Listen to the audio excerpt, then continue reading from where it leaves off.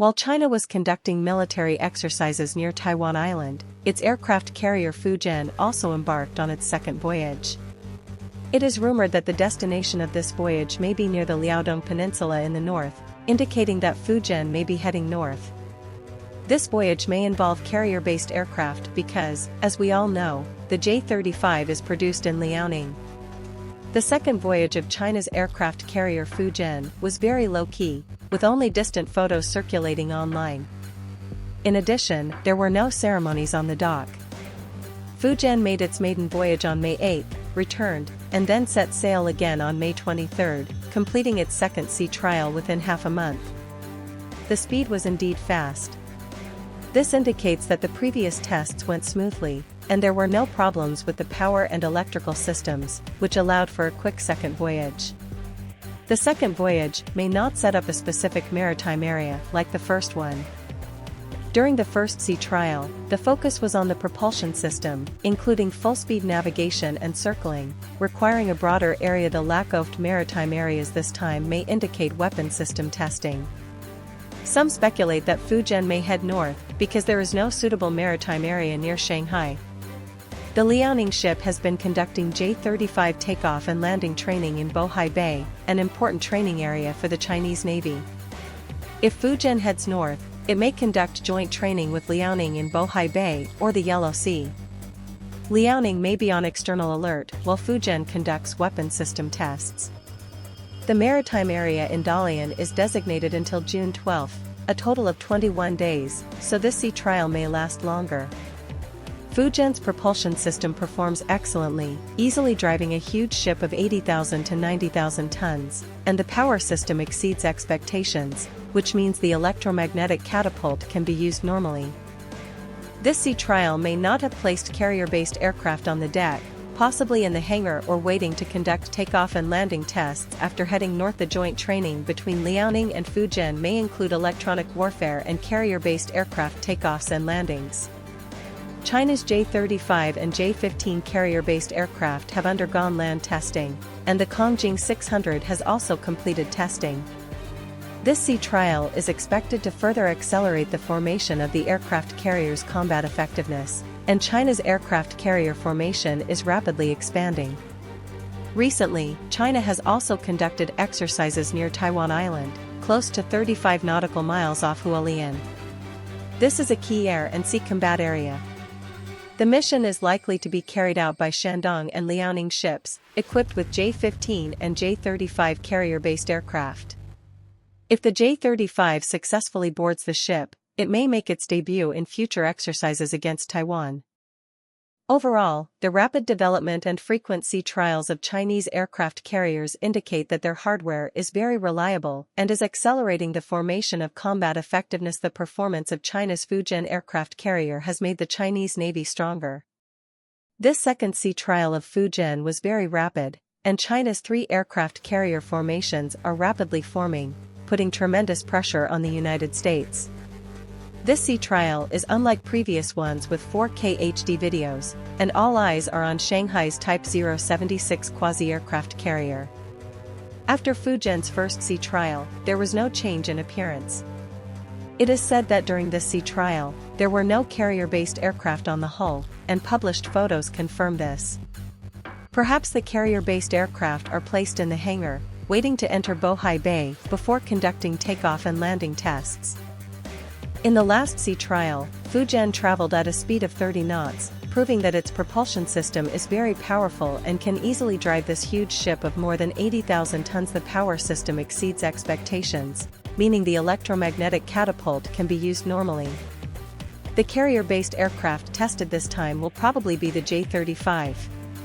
The last time, Fujian may have only placed a full-scale model or a real aircraft on the deck, but this time there is no J-35 placement. In fact, the J-15 has already been on board last year. You can see that the J-35 has appeared on the Liaoning ship.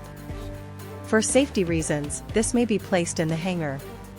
If there are no carrier-based aircraft on the deck, they should be in the hangar or wait for takeoff and landing tests after heading north. According to a navigation warning issued by Dalian Maritime Safety Administration, Carrier-based aircraft may take off and land for a long time in the northern part of the Yellow Sea from the 24th to June 11th. Based on past experience, China's military industry is very confident in what it does and will not announce anything it is not sure about. Conducting a second sea trial in a short period indicates that the hardware of the aircraft carrier is very reliable and is accelerating the formation of combat effectiveness. Acceleration mainly lies in the coordination between carrier-based aircraft and aircraft carriers. China's J-35, J-15, Kongjing 600, etc. have completed land testing and should be waiting for aircraft carriers, not the other way around. This aircraft carrier will definitely conduct joint tests with carrier-based aircraft. Fujian is China's first aircraft carrier equipped with an electromagnetic catapult. The land catapult system has been tested for many years. Now the platform is stable, and it is time for cooperation testing. J-35, Electronic Warfare J-15, Kongjing 600, Coach 10, G-20, G-8, and Attack 11 are all main battle aircraft, and J-15 can be boarded at any time. The key is the J-35, and this will be a historic moment. Coach 10 was also photographed on the eve of the second sea trial, indicating that it is ready. Liaoning and Fujian will definitely train a large number of carrier-based aircraft pilots in the later stage. In addition, China has just started exercises in the direction of Taiwan Island, recently approaching 35 nautical miles off Hualien. This is the key point of air and sea combat. Just as the Chinese Navy's Fujian ship set sail again, the Taiwanese military was shocked and incredulous.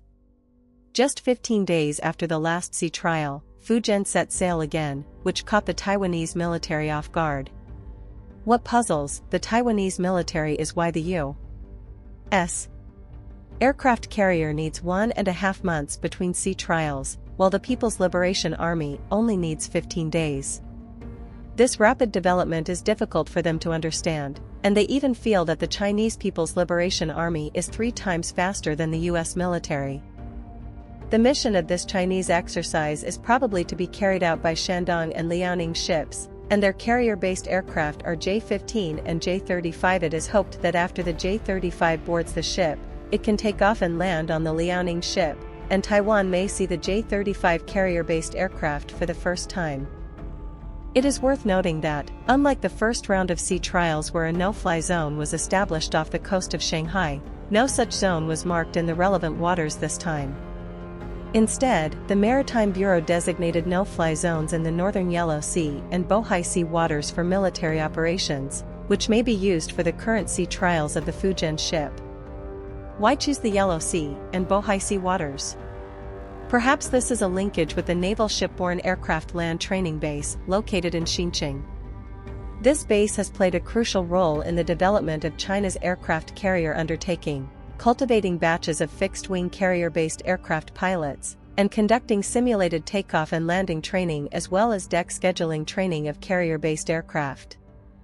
Nowadays, this base continues to contribute to talent cultivation and technical exploration in the field of Chinese naval aircraft carriers, and is also one of the test flight sites for various new domestically produced carrier-based aircraft. After simulated takeoff and landing on land aircraft carriers, relevant signals will gradually transition to onboard testing. If the activity area of the second round of sea trials for Fujian ship is close to this base, there is a high possibility of linkage between the two. In this case, an important test subject is expected to be carried out during the current sea trials of Fujian ship, the touch-and-go landing of fixed-wing carrier-based aircraft. In the daily use of aircraft carriers and carrier-based aircraft, touch-and-go landing is a skill that pilots must master. In case of an unsuccessful landing, the pilot must immediately take off again and attempt another landing. Otherwise, there may be dangerous situations such as the fighter plane crashing into the sea or being damaged on the deck of the aircraft carrier, and there is even a risk of colliding with other fighter planes and personnel for aircraft carriers that have not yet been delivered. The touch-and-go landing performed by carrier-based aircraft pilots is not only a test of the structural strength of the flight deck, but also a test of the aircraft carrier's navigation, communication, and landing aid systems. These aspects cannot be ignored. Overall, the sea trial progress of China's Fujian ship is quite fast-paced and compact, and dense test subjects may be planned for each future sea trial to facilitate early delivery to the Chinese Navy and form combat effectiveness. This once again proves that China's aircraft carrier program has entered an accelerated phase, indicating that China is not only satisfied with being the world's second-largest aircraft carrier power after the United States, but is also aiming to become the world's #1 aircraft carrier power. The domestically produced Fujian ship, China's first electromagnetic aircraft carrier, is an important step towards achieving this goal. What do you think about this? Feel free to leave a comment below to discuss with us. Alright, that's it for this video. Meanwhile, please click subscribe to stay updated on our latest programs. Thank you again for watching, see you next time.